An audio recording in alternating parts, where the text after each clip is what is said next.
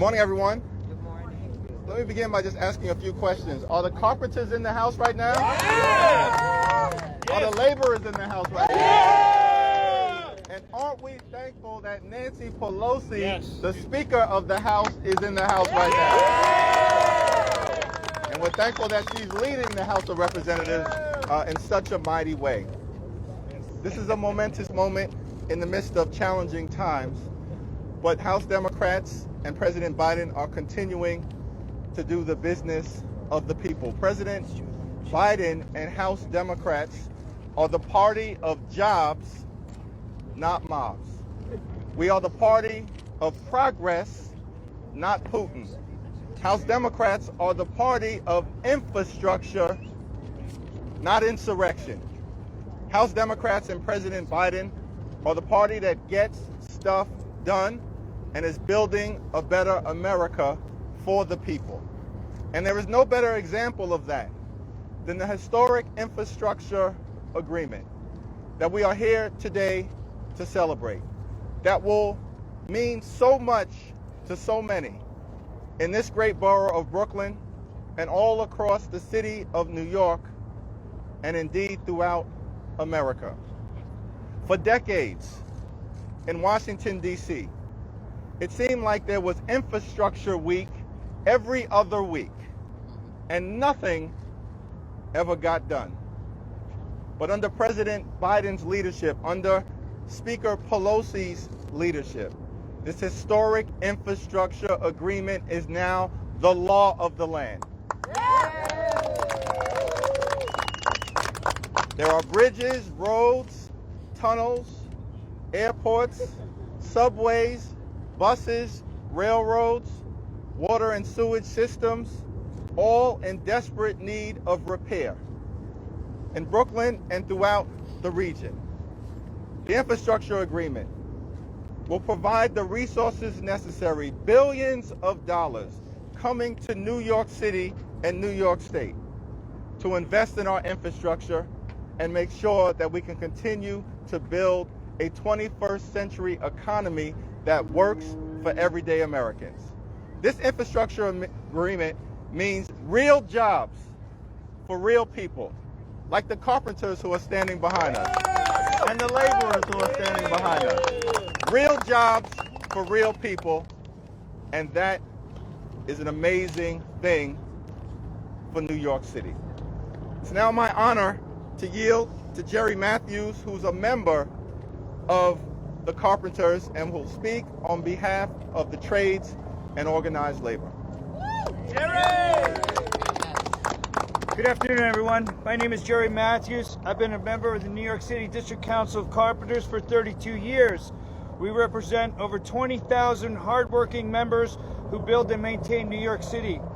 With the effects of the pandemic on construction industry, it is now more important than ever before to invest in infrastructure that improves in our country and provides good-paying union jobs, which is why I'm proud to be here today to thank Speaker Pelosi, Congressman Jeffries, Congresswoman Clark, and Congresswoman Velasquez for leadership in passing the Infrastructure Investment and Jobs Act.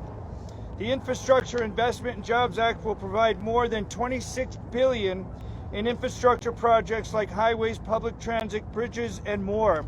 Not only will it help provide crucial upgrades to New York, but will create thousands of good-paying union jobs for New Yorkers looking for a pathway to a middle class. Our members are ready, willing, and able to participate in these massive infrastructure projects to improve our city. This monumental investment wouldn't have been possible if it wasn't for the dedication of these four representatives here today. Speaker Pelosi, Congresswoman Clark, Congresswoman Velasquez, and Congressman Jeffries understand the effects that pandemic has had on construction and need the large-scale investments. Whether it's speaking on the floor of the House, working with labor to give back its district, or standing with us on a picket line, these allies are here today, always stand up for the rights of union members. We are grateful to have such strong voices for labor in Congress. On behalf And on behalf of the carpenters, I thank you for being such an advocate for hardworking New Yorkers and for making sure this bill got passed. Thank you very much. Thank you, Jerry. And thank you again to the carpenters and to the laborers and organized labor. You know, people say you can't get stuff done because there's a whole lot of corporate power that's out there, but we believe in union power. That's What right. kind of power? Union That delivers real jobs for real everyday Americans. It's now my honor to yield to my good friend. This is an area where the 3 districts that the members you see behind us, other than the speaker, who's from the great state of California, this is the area where the 3 districts converge, but we are physically in the district of a dynamic champion for everyday Americans, for working class people, and for organized labor, Congresswoman Nydia Velázquez. Yeah. Thank you. Good morning, everyone, and welcome. I honor all of you. Thank you. Thank you. I am so grateful to have Speaker Pelosi, Hakeem Jeffries, chairman of the Democratic Caucus, and Congresswoman Yvette Clarke visiting in my district. Look at this iconic bridge. It was built in the 1880s. The largest bridge in the world that is a suspension the bridge. It is unbelievable, and everyone who comes to New York, they want to come and look at the Brooklyn Bridge. And then next to this is the Brooklyn Waterfront Greenway that stretches 50 miles from Queens to Sunset Park. That was funded by the Highway Infrastructure Bill 17 years ago. And up there, up the hill, is the I-278, the Brooklyn Expressway that was built in the 1950s. If you go up there, Madam Speaker, you will realize that not only the Brooklyn Bridge, the Brooklyn Expressway, and the triple cantilever are crumbling infrastructure. So we are here to honor the ingenuity and the resiliency of the American people.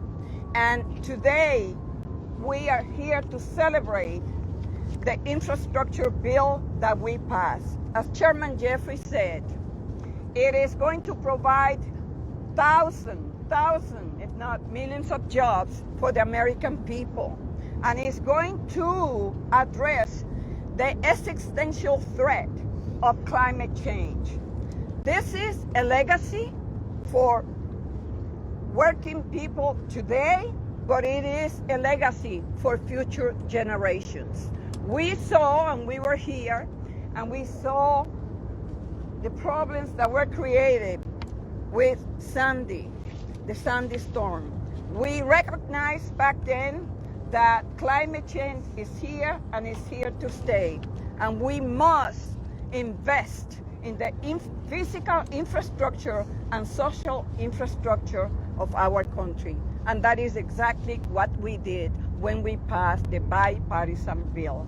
It will invest $2.6 billion over 5 years for New York to improve water infrastructure across the state and ensure that clean, safe drinking water is a right in all communities. And that is why I am proud that the bipartisan infrastructure bill will strengthen our nation's resilience to extreme weather and climate change, clean up toxic pollution, expand access to clean drinking water, remediate legacy pollution, deliver electric buses to school, and support clean air and more. And it does all this with a focus on environmental justice community. The environmental infrastructure law is the largest investment of physical and natural infrastructure in American history. As Chairman Jeffries mentioned, many presidents, including Democrats and Republicans alike, they spoke about reforming infrastructure in our nation, but only one delivered: President Joe Biden, with the stewardship of Speaker Pelosi and Hakeem Jeffries. We got it done.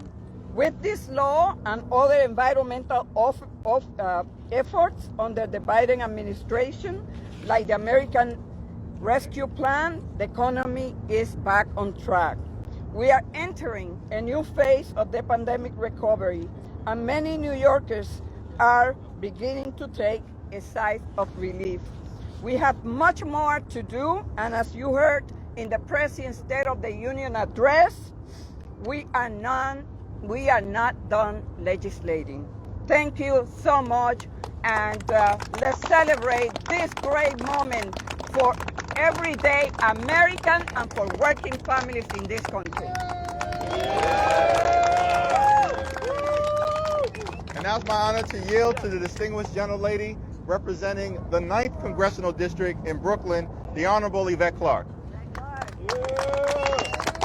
Thank you. Thank you very much, Mr. Chairman. Let me join the chorus in welcoming the Speaker of the House of Representatives, the Honorable Nancy Pelosi, back to Brooklyn. This is not her first time.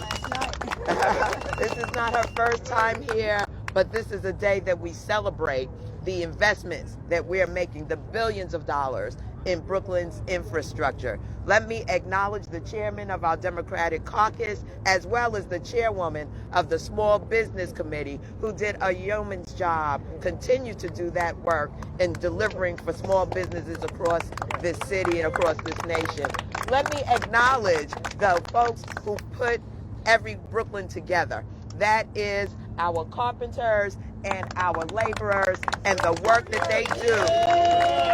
That's right, in construction, and you can see we have no shortage of construction jobs going up around Brooklyn. I'm Congresswoman Yvette Clarke, and I proudly represent New York's 9th Congressional District, that's Central and South Brooklyn. I also hold the distinction of chairing the Committee on Homeland Security on cybersecurity and infrastructure protection. So the investments that we have made will yield dividends to our nation. When I think about the fact that broadband has not been ubiquitous across this nation, now is the time. We understand during this pandemic that there were so many who were unable to jump to remote learning, to telehealth, and to the things that we needed to connect ourselves during a time of shutdown. Well, no more. We are making those investments through the bipartisan infrastructure bill. And I want to just say to Chairwoman Pelosi, we are so proud of your leadership.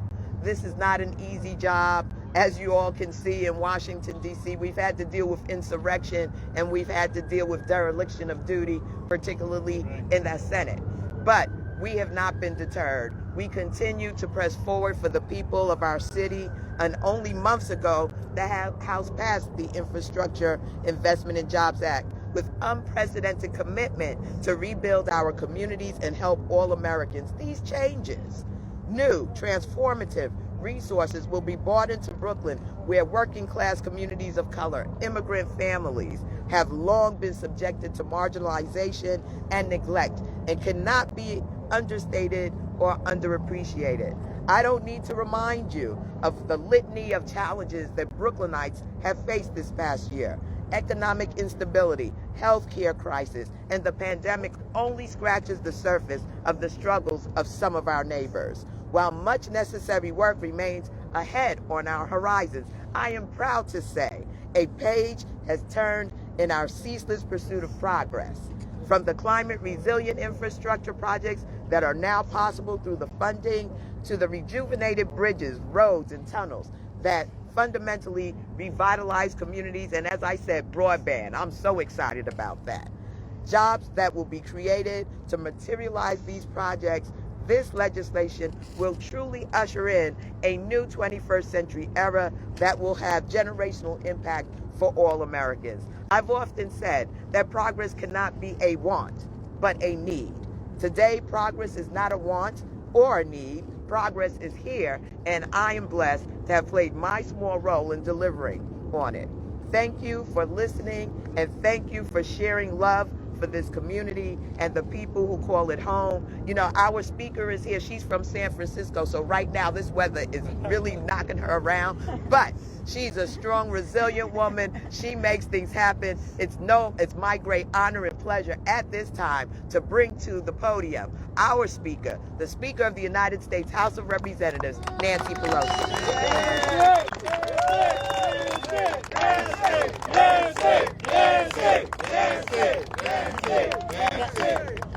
Thank you, Yvette, for acknowledging that's why I have on a coat, and you, the three of you, do not, because I'm from California. But I'm very happy to be here once again in Brooklyn. I was here last night, so this is not. I'm going to the Bronx later today because we're talking about and thanking New York for the contribution you all make and the leadership that you send to the Congress. The chair of our House Democratic Caucus, Hakeem Jeffries, a great leader in the Congress of the United States. Thank you for sending him there. As was mentioned, Nydia Velasquez, not only the chair of the Small Business Committee, which would be reason enough to celebrate her leadership in the Congress, but very high up in the Financial Services Committee, where she works for consumers as well as small businesses on that committee as well. And as Yvette Clarke mentioned, she's on the Energy and Commerce Committee. This piece that she emphasized about broadband is very, very important, because when we're talking about workforce development and so many other aspects of America's working families, that has made a tremendous difference. She was very important in the whole bill, but especially that part that came under her committee. I associate myself with the remarks that they've all made because they've gone to the point, but I just want to make a point about these New York representatives, all of them here. New York in this bill gets $11.6 billion, $11.6 billion to repair highways, $9.8 billion to improve public transit, $1.9 billion to fix and replace bridges, and $685 million to upgrade airports. That's a lot of money. It's a lot of jobs. And you know what? Davis Bacon. Yeah! Davis Bacon. What we're talking about, and my colleagues have talked about some of the specifics in the bill. I wanted to give you some thrust as to that's not all of the money, but that's just a sample of what's in there for the state of New York. And when we're doing this, what are we doing? We're improving the quality of our infrastructure. The quality of our infrastructure is about the safety of our infrastructure. So this is a safety issue. When we're doing this investment in infrastructure, we're improving the quality of life for people. Shorter time in cars, less pollution in the air. We're improving the health of our children when we're building infrastructure. So it's about the quality of life, the quality of our infrastructure. It's also about the quality of our fairness. As was mentioned, this is about justice in how we build, environmental justice, also justice. The president has 40% equity and justice in the legislation, so that we're not, as we're building, intensifying injustices, but removing them. It's a remarkable bill because it's not only built on the infrastructure needs, but it's built on justice and fairness and values. It's quite remarkable. It's quite remarkable, but it's not all. We have more to do, and we're going to do that as we address the climate issues. Those are good paying jobs, construction jobs as well, and they will be prevailing wage, Davis Bacon as well. As the distinguished chairman mentioned and others alluded to, the previous president talked about infrastructure all the time, but never wanted to make the important decisions or pay for it. This legislation is paid for. So again, we are not only creating the jobs of construction, but the jobs that are generated from it. promoting commerce, moving people to and from work, product to and to the marketplace. So it's not only the jobs in the here and now, it's the jobs that will be generated by all of it. And part of it all is the workforce development that goes with it. Part of that tied to broadband, part of it tied to apprenticeship programs in our unions, our laborers, I've been to around the country. I've been to, for example, the training center in Las Vegas of the carpenters. I've met with the women in drywall there. We want women in these jobs as well. And what we'll do in our next bill is to ensure that many more women have the opportunity because of improvements in lowering the cost of child care and affording people the opportunity to have health care at home so that moms and dads can be at work, and universal pre-K and all the things that enable many more women to take their rightful place in the building trades, as we have some leaders here now doing it. So it is to be here at the Brooklyn Bridge. I mean, it is an icon in our country. It's a pioneer. It is a suspension bridge unmatched in the world, unsurpassed. And it's also something that many people have bought over and over again. How many times did they say they were going to sell you the Brooklyn Bridge? Why? Because it's so beautiful, and who would not want to own it? But the point of it is how it was built. Imagine the skill, the courage, the imagination to build that bridge, 135 years ago, something like that? Something so remarkable. But our bridges across the country, tens of thousands of them, are in disrepair. And we had to bring the money home to repair them again so that they can be sustained, but also so they can be saved. So this is about safety. It's about economic growth. It's about respecting workers. It's about engaging women and minorities more in the workforce with workforce development. This is really a cause for celebration. And I'll just close by saying this one thing. Did I say I was going to close before? Well, I'm going to close again. This would not have happened without the outside mobilization. We can do just so much in our inside maneuvering. Our great president having a vision, having a great vision, but you still have to get the bill passed. And you had to do this in a bipartisan way. So I thank our friends in Union Movement because their outside mobilization in a bipartisan way was very important to passing all of this. So again, this is a great moment, and I'm so happy that we're here in Brooklyn to celebrate it, and with these distinguished leaders in the Congress, our distinguished chair, Hakeem Jeffries, Madam Chair of the Small Business Committee, Nydia Velazquez. I just was with her for her birthday yesterday. Well, her birthday's not for another week or two, but we celebrated. We've been celebrating it for a while now. And of course, Yvette Clarke, a force in the Congress. Again, it's great to be in Brooklyn. I know that my colleagues would like to take any difficult questions you may have from the press. But once again, let us recognize it's about justice, it's about safety, it's about quality of life, it's about prevailing wage. Yes. Thank you all very much. And Madam Speaker, Jerry has a brief presentation that he wants to make. Jerry, come to the microphone. I'd like to present these carpenters' rice stretchers from the Carpenters Union to keep everyone warm. Okay, now how do we do this? Over the head or what? Yeah, you can just hold Oh, that's yours. Just hold it up if you don't mind. Just hold it up. It's brand new. This is good. This is good. This is good. It's a nice carpenter, right? Yes. And one for you. Take it. Put it in your office. It'll keep you warm. All right, I'm kind of loaded up here. I don't know what I started.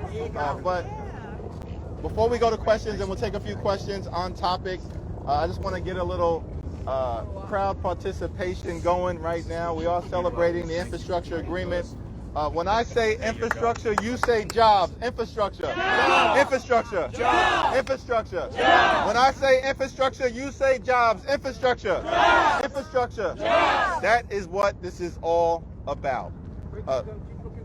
Let me now open it up for any questions. Chairman, I do have an off-topic, but I want to ask you. Okay, on topic. On topic for the moment. On topic for the moment. Questions? Okay.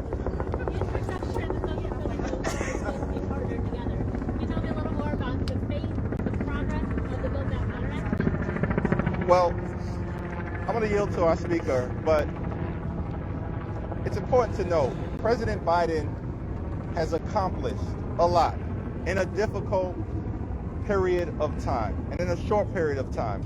We just celebrated the one-year anniversary of the American Rescue Plan. That was a historic investment that was made to save our economy.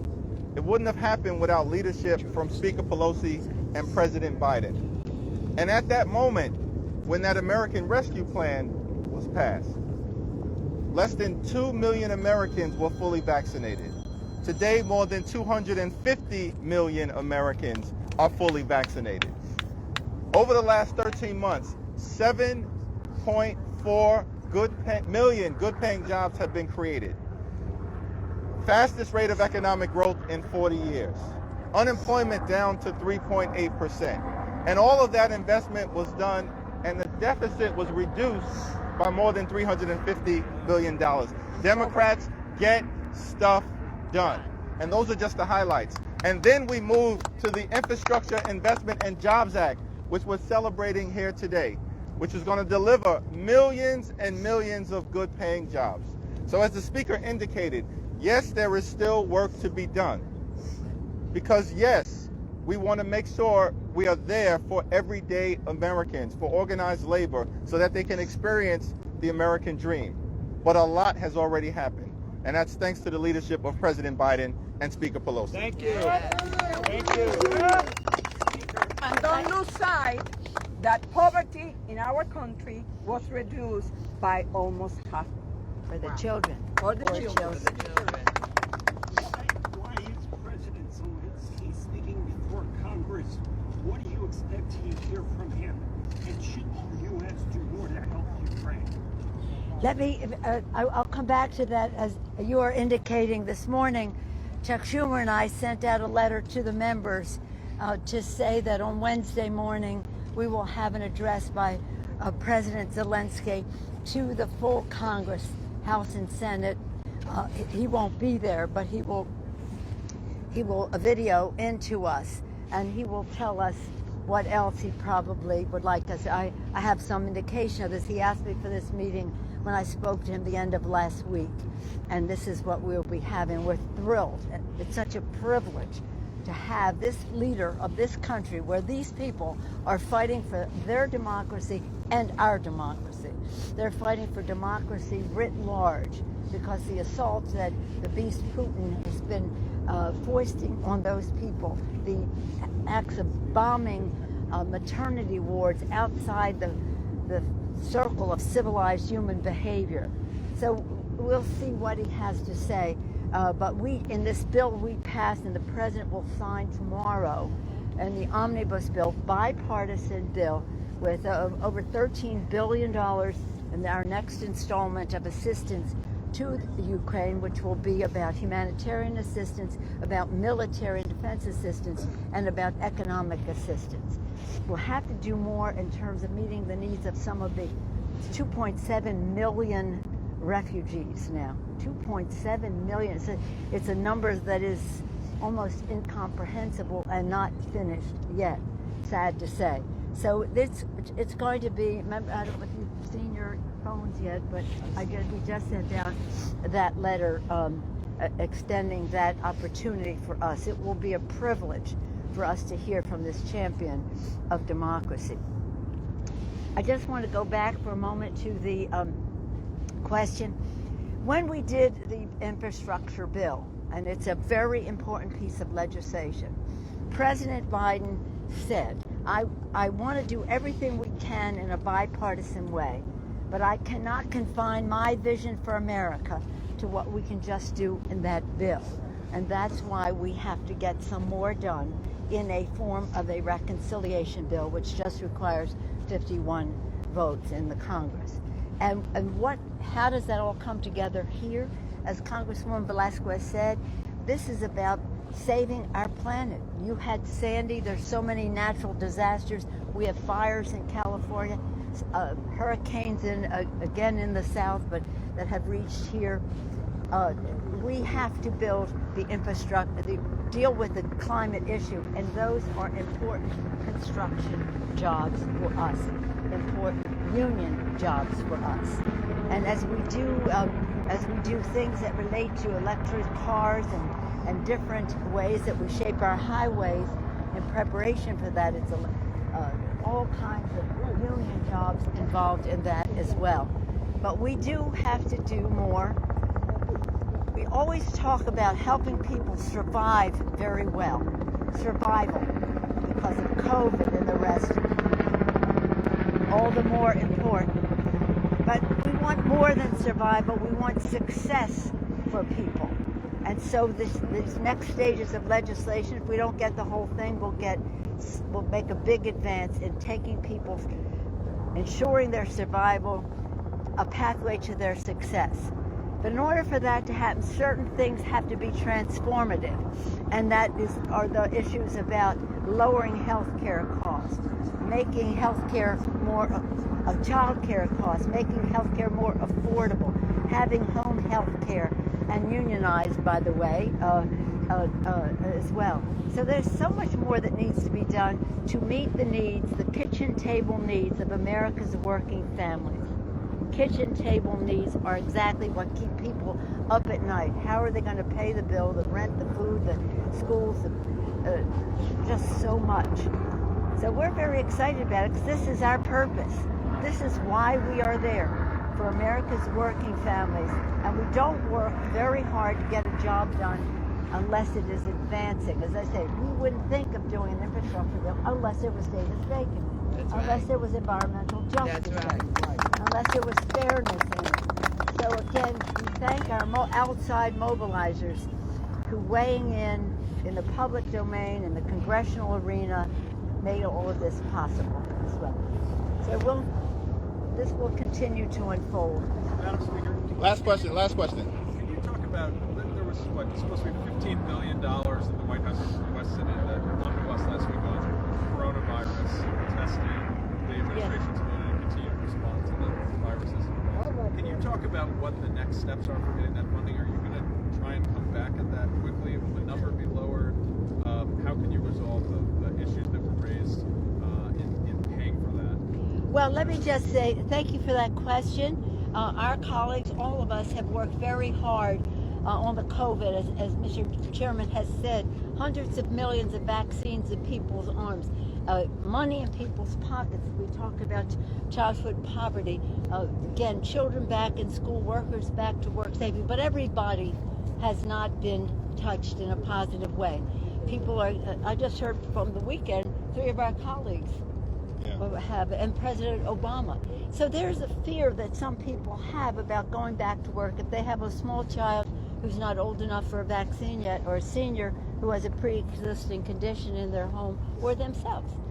So the president has this important pivot, and it's to meet the needs of those who still have those needs, but also to enable people to go back to work, back to school, and to get back to as close to normal as possible. In the proposal that we had, it covered 2 bases. One base was that Republicans did not really want to do COVID. Some of us did not want to do COVID unless it was paid for, and we're big on paying. I'm a big pay-as-you-go person, much to the dismay of some of my colleagues. And so this was a bill that said half the bill would be paid for by state funds, and half of it not local. We protected local because the Senate Republicans wanted to take that money, and the other half would be for offsets. Some of the members from states that would have the money, all the states would have a little bit. People are getting billions of dollars. States are getting billions of dollars. We're taking a small percentage to pay for this pivot. So half paid for that, half paid for the other. I was very disappointed, I have to say. I mean, I usually would not say that to you, but this is the president's pivotal plan. We'll have to get it done, and would be my hope that we could bring up a bill this week that would do at least part of that. But we shouldn't even have to have this challenge, in my view. Okay? We have to get it done, and under the leadership of Speaker Pelosi, we always get it done. And so, thank you, Speaker Pelosi, for joining us and for your amazing leadership. Thank you to the carpenters. Thank you to the laborers. Onward, onward, onward. And let me just acknowledge the presence of City Councilman Lincoln Ressler.